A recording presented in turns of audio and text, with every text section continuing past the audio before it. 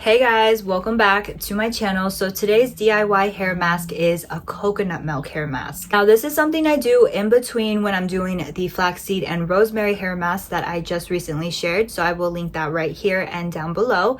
But in between, I like to do something that is more moisturizing and makes my hair a lot softer. So coconut milk is something that I like to use in the hotter months just because it's a lot more lightweight and it also washes out a lot easier than coconut oil. Coconut oil is still one of my favorite masks to do at home, but it is a lot more heavier on the hair. So that is where coconut milk and this simple DIY hair mask comes into play. So I will show you how to do it. It's super simple, but before I want to just tell you the quick benefits. First thing that coconut milk does is that it helps to moisturize your hair. So if your hair is dry, no matter how dry or brittle it is, it's going to immediately moisturize it and seal the cuticle with that coconut to help really nourish your hair and make the strands a lot healthier. Enhances your hair shine like no tomorrow. So it's going to make your hair look a lot shinier, healthier, and it's going to have this nice gloss to it. And especially when you first wash your hair, you're going to notice your hair looks so shiny. So the last thing, or the main thing that coconut milk really helps do, reduce the frizz in your hair. So that's why it's great to use it during the summer months, because it really does tame down frizz no matter what hair texture or type you have. It's claimed too that coconut milk will help the health of your scalp. Personally though, just in my opinion,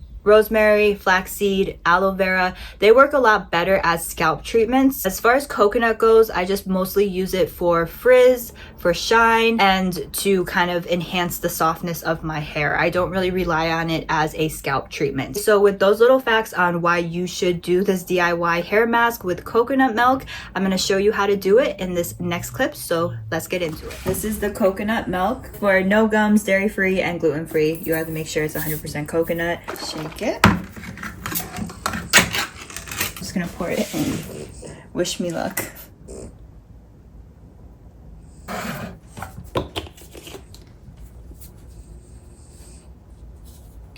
So you want to make sure that you have no knots in your hair before the mask.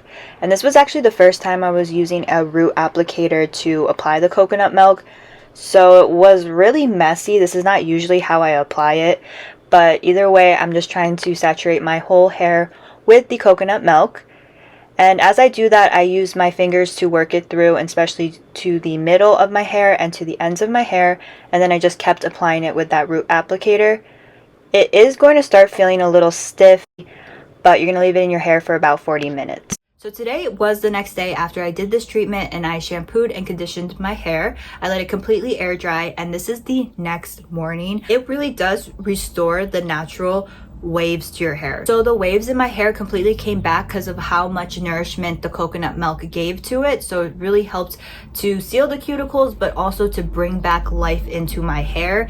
And not only that, it helps to change the texture. So I will insert a clip where my hair, I was doing constantly the flaxseed and rosemary, and although it was strengthening my hair and making it thick, the shine and like the luster of it wasn't as present. So when I did this coconut milk, from the flaxseed, which is the clip right here, to the coconut milk one, you can noticeably see that the waves are a lot more softer looking. In the hotter months, I like to stick to the flaxseed and rosemary hair mask and coconut milk hair mask. So both are super lightweight in texture, but I don't try to use flaxseed and rosemary all the time just because flaxseed has a lot of protein in it and it does make your hair a lot stronger and a lot healthier. It also makes your hair grow, but it is a protein packed hair mask, so it does make your hair texture feel a little bit drier. Even though it feels thicker, it feels a lot stronger. In between, I like to add a little bit of moisture and make my hair feel really soft and shiny while I'm growing it out,